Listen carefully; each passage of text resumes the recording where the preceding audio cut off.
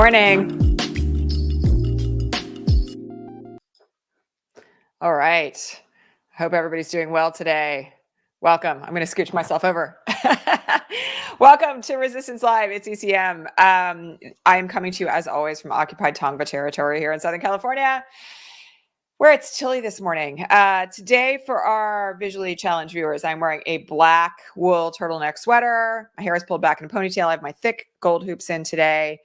My skin is pink, my eyes are green, my hair is dirty blonde, and I am sitting, as always, in my office with a big plant behind me and a standing lamp and my cushy chair and my bookshelf. Nice to see you all from all over the world today. Glad you're all here. And we've got a lot to talk about today. The first of which is a story that just broke actually like within the last hour. And I have called this one before. So I'm actually not surprised by it from a prosecutorial standpoint, but there is breaking news this morning from Hugo Lowell, who's a reporter for The Guardian, about the fact that Fani Willis has signaled now that she is not going to be offering any plea deals in Fulton County to Donald Trump, Rudy Giuliani, or Mark Meadows. This is great, and I'm not surprised by it one bit. The interesting thing in this is the subtext, which is that anybody else is up for grabs. And we've obviously already had 4 plea deals struck in Fulton County by very significant players. You know, at the time that Jenna Ellis pled guilty and Ken Chesbro pled guilty, we talked a lot here on the broadcast about the fact that there had almost seemingly been a jump in the hierarchy of how this would ordinarily be handled in your standard prosecution. So clearly, some of the lower level players might be able to also cut a deal. I would not be surprised to see more of the Coffee County defendants doing that. And also, I'm really curious to see what happens with, Kanye's publicist. I'm kind of hanging out there for a second, waiting to see whether or not she and her attorneys develop a strategy. But nonetheless, this is very much what I predicted all along, which was that what Fani Willis really wants is one trial with the most significant players being tried all at once. So I encourage everybody to go read that article in The Guardian, because it really is a very interesting insight into what's happening in the Fulton County DA's office. But also, I think it's incredibly smart. And personally, I would love to see a trial with just those 3. I think it will be like must-see television. But on top of it, given that they're the most liable folks here, all of this was organized from the very top. They're all complicit in the violence that happened on January 6th, on top of the fraudulent elector scheme, which is really the backbone of Fani Willis's case.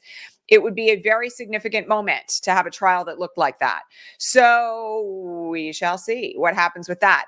Again, very excited about that as a prospect or a possibility. Now, John Eastman wants it differently. So for those of you who are not yet aware, yesterday, John Eastman filed a motion in Fulton County to essentially separate the trials into 3 chunks. 2 trials of 7 to 8 defendants each, and then 1 trial involving Donald Trump only. He doesn't want any of the other defendants to be tried with Donald Trump, which is stupid. And honestly, I don't think Judge McAfee is going to go for it. I will point out that the second that I saw this, my initial thought was that it was yet again John Eastman carrying water for Donald Trump, because it will be far better for Donald Trump in Fulton County to be tried alone, because it will allow certain types of evidence of the totality of the scheme to arguably be the subject of motions in limine, which are motions to exclude certain types of evidence that might be prejudicial. I personally would love to see, as I said, the 3 most senior folks tried at once. I don't think John Eastman is going to be successful in this effort based on what we've seen from Judge McAfee before. But, Eastman is being Eastman, and I'm not expecting anything better out of him, to be honest. I do think Judge McAfee so far has demonstrated that he's running a very tight courtroom from this perspective. It's just going to be fascinating to see what he does. So speaking of Fulton County, I mentioned yesterday that there's a series of motions that are on the docket in Fulton County for Friday. And originally those motions were scheduled for 1:30 p.m. local. Now there have been 2 more motions added to the court's docket for Friday, and there will be a batch of motions, which were the earlier motions that are now going to be heard at 10:30 a.m. on Friday, and then the subsequent motions, which are smaller motions, are going to be heard at 1:30. So it's going to be a very full day on Judge McAfee's live stream on YouTube come Friday. My expectation, as well as I mentioned yesterday, is that we will have some discussions about trial dates on Friday as well. So very busy day in Georgia on Friday. And again, I don't expect that we're going to see Eastman's motion granted. I think it would be quite foolish actually to do that. And I think the strategy of it is so transparent that I can't imagine the judge is going to fall for it. So that's that. All right. Other news that folks should be aware of this morning is that overnight, Trump filed an opposition to one of the appeals challenges to the gag orders that responded 5 pages in finally to the 274 pages of single-spaced death threats and anti-Semitic phone calls to Judge Engoron's chambers and his clerk that were submitted by Tish James's office late last week. I mentioned this on Threads last night, but it's worth saying it again here that as is predictable, Trump and his attorneys have blamed the victim here by claiming that the law clerk, simply by doing her job, like literally they say she's sitting close to Judge Engoron. That's where her desk is located in the courtroom. All of this claiming that, by being there, by allowing her photograph to be taken, that she has somehow opened herself up to attack. And therefore, whatever she gets as a result of Donald Trump's social media posts, she essentially deserves. It's a really disgusting argument. Again, I don't think that it should be surprising to anyone, but it is consistent with everything that he's ever said about the multiple sexual assaults that he's committed, about the terroristic violence that has been perpetrated in his name and at his incitement as a result of his social media posts. And frankly, I just think that there's quite a lot here that we can't lose sight of in the context of how dangerous Trump's speech about courtroom personnel, about prosecutors, about the jury pool, about witnesses is in response to rather the violence that is in response to what he has posted on social media. So there's quite a lot here to kind of be very concerned about from that standpoint. But the argument itself is really filthy. And, again, I think that we've all got to be mindful of the fact that none of this is normal. I mean, I know that kind of goes without saying, but 274 single-spaced pages of death threats and anti-Semitic threats and, threats to cause harm, 20 to 30 phone calls a day coming into Judge Engoron's courtroom with that stuff attached to it is beyond the pale, I think, of what anyone has ever seen in terms of the threats that courtroom personnel have faced. So I want people to be very thoughtful about this in the context of are the gag orders going to be reinstated? And I think they are going to be. I stand by what I said about this on yesterday's broadcast. And I, again, just have to point out that the arguments that Trump's team is making are not legitimate. And that's probably the understatement of the year. We also had news breaking yesterday that Trump's team intends to assert an argument in the January 6th cases that fundamentally what he was engaged in was just core political speech. And I have to remind everyone that solicitation to commit a crime, incitement to commit a crime is actually like a standalone felony under federal law. So the argument that he's planning to make in Judge Chutkan's courtroom doesn't hold an ounce of water. Again, that's kind of the understatement of the year. It's not core political speech to incite people to overthrow the government. It's not core political speech to incite people to engage in a riot. It's actually its own separate felony count. So I have to keep repeating it just so nobody gets hoodwinked. But the legal arguments that are being made by Donald Trump's attorneys are beyond weak. They actually are bordering on frivolous.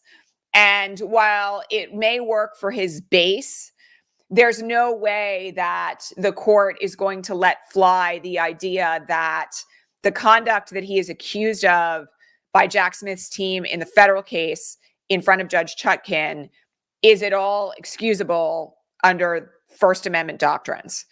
It's actually quite stunning that this is what they've sort of decided is going to be their core defense. It's not like they have any other one, but at the same time, somehow the idea that you're engaging in core political speech by lying to the public about an election being stolen and then inciting people to riot and invade the Capitol building, and that resulted in people dying, including police officers, that somehow is core political speech is just literally so far beyond the realm of what would be considered protected First Amendment speech that it's sort of hard to fathom. So that argument is not going to hold a lot of water. I'm going to be surprised if the judge even allows it to be made in front of a jury. It's that far out of the realm of reasonable. So again, we'll have to see where that falls, and there will be motions about it and the like, I'm sure, in advance of the trial in March. But, again, be aware that it's not standard practice and it's not normal. His lawyers are not going to end up in jail. His lawyers could end up sanctioned or fined. If you're in contempt for continuing to make arguments that have been ruled by the court to not be legitimate, then you can be held in contempt of court. Sometimes that can result in a limited jail sentence, but that's very unlikely to happen here. The fraud trial is still ongoing in New York. I know everybody's forgotten about this at this point, but it's ongoing day by day. This morning, we're having more testimony in the defense of Donald Trump about the conduct of his accountants. We're very much in the thick of it right now with the Mazars folks testifying that, they didn't back check what he put in front of them. The defense is continuing to not go well for them. However, there was a little bit of breaking news overnight, which is that Donald Trump is going to testify again in that case on Monday, December 11th. And that is expected to be the last day of testimony in the trial. I will remind everybody that we've already been flagged by Engoron and the lawyers in that case. The trial was expected to wind up by the 15th of December. Again, it is not a jury trial. It is a bench trial. I have long said that I would expect that we're going to rather have a ruling from the judge in advance of Christmas in terms of the fines that are going to be assessed against the Trump organization. And we'll kind of go from there. But we're really in the final stages of this now. We're less than 2 weeks away from that trial being finished. And I think the result is going to be the decimation of the Trump empire, frankly. I think there are going to be appeals, and we can all expect that. But this trial has not gone well for Trump under any circumstances or any evaluation by any legitimate legal source. And so my thought on that is that, of course, the only way that he's going to have to respond to this is going to be in the court of public opinion. And that's the reason why he spent so much time attacking the judge and the judge's clerk. Let's see what else. Oh, my goodness. Okay. So Hunter Biden, let's go there next. So this morning, within an hour of going on the air, Hunter Biden's team came out and announced that they were willing to testify publicly in front of the House committee, Comer's committee, that is seeking to quote unquote impeach President Biden. I have to say that I have been very pleased, both as an observer and as a lawyer, in the new strategy that Hunter Biden's legal team has adopted this fall, which is really a much more aggressive and proactive stance than we had seen before. The reporting this morning is that for a while, Hunter Biden's team was basically like, let's wait for this to blow over. And because it hasn't blown over, they've since September taken a very forceful approach to a lot of this stuff. They've sued people for defamation. They've challenged some of these allegations that are being made against him in court. They've challenged the theft of his laptop. And now Hunter Biden's prepared to testify publicly in front of a House committee, which, by the way, according to, Comer and his people, seems to have the Republicans quite nervous, actually, this morning, because they know they don't have a leg to stand on. I mean, in fact, there are people even on Fox News over the weekend who are basically like, this is nonsense. And during the House speakership fight, there were a lot of people on the GOP side of things that were saying this impeachment situation has to be dropped. It's really bad for us. It's decimating our base and their perspective of what's possible. There have been reporters on Fox News saying, what's your evidence that President Biden has engaged in some form of corruption or bribery? There isn't any. So all of this is not likely to go well for them. And by the way, I will just remind people that the Democrats will come to this hearing armed for bear with questions for Hunter Biden that are fundamentally going to decimate the case that the GOP is trying to make. So I think it's extremely positive. I will also just point out that, Hunter Biden's recovery has been a thing to watch. I think the hearing itself will be very ugly, but he's already faced ugly. I mean, he's had Marjorie Taylor Greene put what's essentially revenge porn photographs of him on the floor of the House. So it's going to be gross and also really necessary. In fact, I think the transparency that we will get from the hearing as to the absolute fabrication of claims that President Biden has somehow been corrupted to benefit Hunter is going to be something that is really very dearly needed here. And of course, it will all be broadcast live on C-SPAN and elsewhere. And my expectation is that we'll get a lot of testimony that will undercut all the claims that have previously been made. So again, I think we'll have to see when that is scheduled, but I think it's going to be very important, honestly, to the end of this saga of President Biden should be impeached. Okay. Last thing that I want to mention today, I have to go in hard on this because I'm very concerned about some of the comments that I've seen on social media this morning. So let me just explain what's happened. This morning, there was a piece that dropped in mainstream news reporting about the fact that the Koch brothers have now moved their fundraising for the 2024 presidential election off Trump and onto Nikki Haley. I have to remind people before we even get into Nikki Haley that the Koch brothers are behind what is essentially the decimation of American democracy under a decades-long plan that has been funded by billions of dollars in dark money donations to essentially end every aspect of our democracy. Okay? The Koch brothers do not move their money around lightly.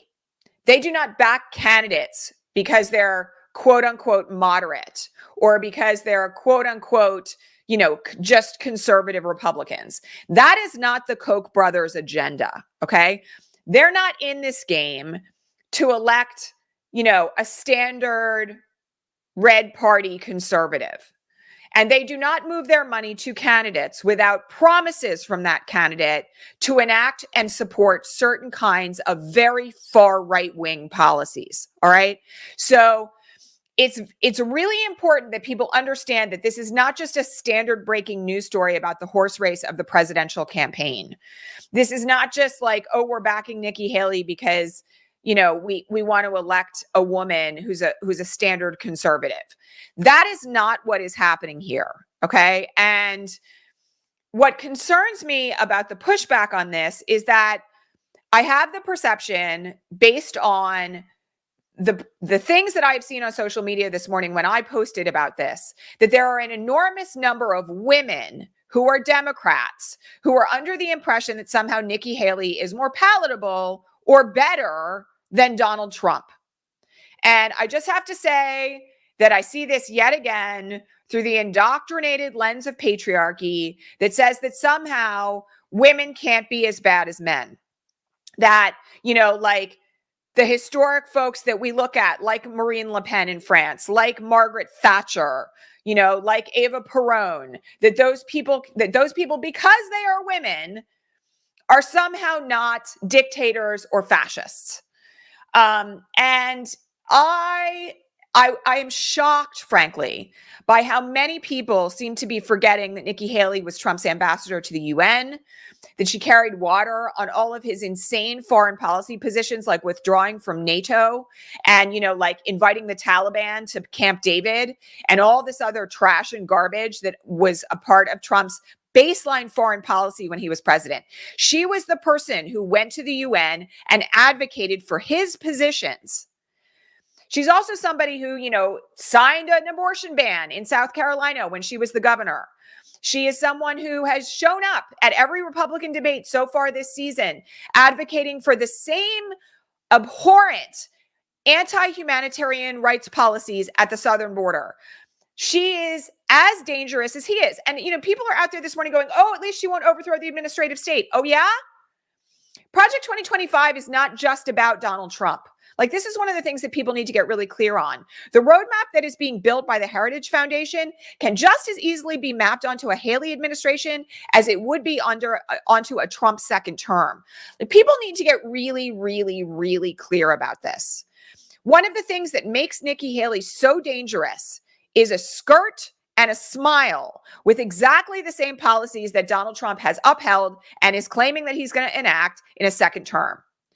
So, people need to really back check themselves when they find themselves going, oh, she's not as bad as Donald Trump. I just want everybody here who thinks that to ask themselves why. Why do you think she's not as bad as Donald Trump? Why?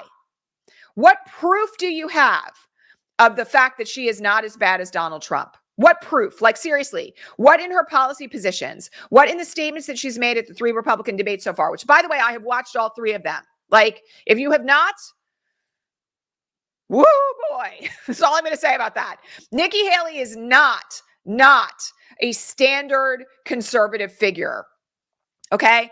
And, if you're not informed about what her policy positions are, if you think the fact that she has tried to smooth over her anti-abortion rhetoric, which is as far right as Donald Trump, if you think that for some reason she is not as capable of destroying democracy as he is, that she didn't cozy up to insurrectionists, that she's not going to step forward and pardon Donald Trump. Like, this is the other thing. She's taken affirmative positions that it's not a good idea for Trump to be incarcerated. Like, I don't know who people think they're dealing with, but it's not a pretty version of Nikki Haley in a Chanel suit. Like, that's not who she is. And if you're falling for it, I want to encourage you, like, basically immediately to back check your information and your bias, because that's what it is. The folks who are out there saying that Nikki Haley's better, that's your internalized bias speaking. Like, we got to get really clear on this, because if Trump goes to prison in June and the RNC flips because, Nikki Haley has the backing of the Koch brothers and she's got a secret dark money war chest that's working on her behalf, and she ends up being the nominee, we're going to have a battle on our hands for exactly this reason. So now is the moment for people to get really, really wise to what Nikki Haley is selling, because it's a lot of smoke and mirrors that has, like, essentially exactly the same policies and practices and agenda as Donald Trump behind the curtain. It's going to be very, very difficult for us to kind of, like, talk some sense into, the Republican suburban moms that she's trying to appeal to in the event that she is the nominee. And that work has to start now. It cannot be propped up by people on our side of the fence saying, oh, she's not as bad as Donald Trump. Like, that's, by the way, how she gains steam. And again, I'm just going to say this. The Koch brothers do not invest their incredibly enormous wealth into candidates who just don't promise anything in exchange. And their agenda is what got Donald Trump elected in the first place. The reason why they're backing Nikki Haley is because they think Trump is going to lose or he's going to be in prison. They're not backing Nikki Haley because they think she's like some moderate conservative. Okay. I mean, again, folks got to get really, really clear on this. I'm going to say this again. I'm going to say it again. I see it in the comments. This is starting to really enrage me. The people who are saying that Republicans won't elect a woman and they won't elect a brown skinned woman, you got to wake up. Wake up. Wake up. The far right wing loves Vivek Ramaswamy. They would be perfectly happy to elect him. The far right wing doesn't care any longer about whether or not it's a woman or whether or not it's somebody with a darker shade of skin than Donald Trump. They want somebody who is going to fulfill the agenda. That's it. So again, I have to say, this is something that is going to work very much against us if she is the nominee. Getting out there and being like, the GOP won't elect a woman. The GOP won't elect a brown-skinned woman. Oh, yeah? I'm going to ask you, who wins if that's the thing that you're putting out there on social media? Who benefits from that? Because it's not us. And, we have plenty of evidence that the far right wing of the GOP will elect a woman left, right, center, up, down, and sideways if she happens to endorse the policies that they believe in. If she happens to be somebody who endorses the politics of grievance and victimhood for white people, which, by the way, Nikki Haley embraces like you would not believe. So don't be putting that garbage out on social media. Like, I feel like I've said this 6 times and now it's starting to really like just enrage me that our own audience is continuing to repeat it. Please, please do not fall for this. They will elect her. They will vote for her. And if she's got a war chest behind her from the Koch brothers, it's going to be an extremely difficult battle. So, you know, I'm just telling you guys, don't be putting that stuff out there, because it's, first of all, it's false. Second of all, it undercuts us extremely if she is the nominee. Okay. If they will elect Lauren Boebert, if they will elect Marjorie Taylor Greene, if they will elect other far right-wing figures who are Black, because by the way, like, I just want everybody to look at who just nearly defeated Andy Beshear in Kentucky for the governorship. Like, thankfully he didn't win, but you know, they've got plenty of far-right conservative people of color who they're grooming right now for senior leaderships in the party. People better wake up. Okay. It is not as simple as your identity any longer, because identity is being weaponized. All right. And they, you know, they want to run, you know, just look at what they're doing in the Latino community right now. Right. Like, pay very close attention to how insidious the far-right fascist movement in this country is right now. They are going to push every button to try to get people on the basis of identity to vote for their agenda, whether it harms that particular identity group or not. And it is extremely manipulative, and it is potentially really dangerous. So, you know, if you're going to say anything about Nikki Haley, what you should be saying about Nikki Haley right now is that she's just Trump in a dress, because that's true. And if she's got the Koch brothers backing her, I don't know, man. The lay of the land changed dramatically this morning in terms of the GOP presidential race, because if Trump's in prison come June and she's the nominee, it's a whole other ball of wax. I mean, this is the reason why I've been warning everybody here in this audience to get ready for this for a month, because I've seen this train coming down the tracks. You know, people got to get really, really, really careful and really cautious, and stop buying into the idea that, you know, A, she's more easily defeated, because she's not. She's way more dangerous than Trump in terms of an opposing candidate. And second of all, that somehow she's not as bad. I mean, those two talking points need to like die a rapid death like today. All right. I'm not going to spend the rest of the day lecturing people, but that's my 2 cents on that. All right. I want to remind everybody that until tomorrow, you can get into the Atelier Gaia at 33% off our regular annual price. We had an incredible community salon yesterday inside that community about prep for 2024 and organizing and mobilization. Lots of requests from members to use the organization that we have in there as sort of a feeder source for information for regional and local elections. We're working on a lot of stuff there behind the scenes. I would just encourage you, if you want to be in community with great progressive activists, all of whom are doing the right thing, to think about getting in there. Again, if you scroll down on the Patreon feed, if you're a member there, you will find the link for that discount code. I will make sure that we repost it on Threads today. And, you know, I just want to remind everybody, like, it's going to take all hands on deck. Like, we cannot get complacent no matter who the nominee is. And while I felt very strongly last night and said on Threads last night that we have to stop being afraid of Trump because he's a bully and we've got to like beat him and beat the entire GOP agenda, I want everybody to just remember that like nothing is over until it's over. And we have an enormous amount of work to do, and we need to do it in community, and we need to do it fearlessly and ruthlessly between now and next November. All right, that's it. Yes, all the cool kids are in the Atelier. Thanks, Mike, for that. And I will catch you all here tomorrow, regular time, and I'll see you online between now and then. Thanks for being here, everybody. Have a great day. All right, bye.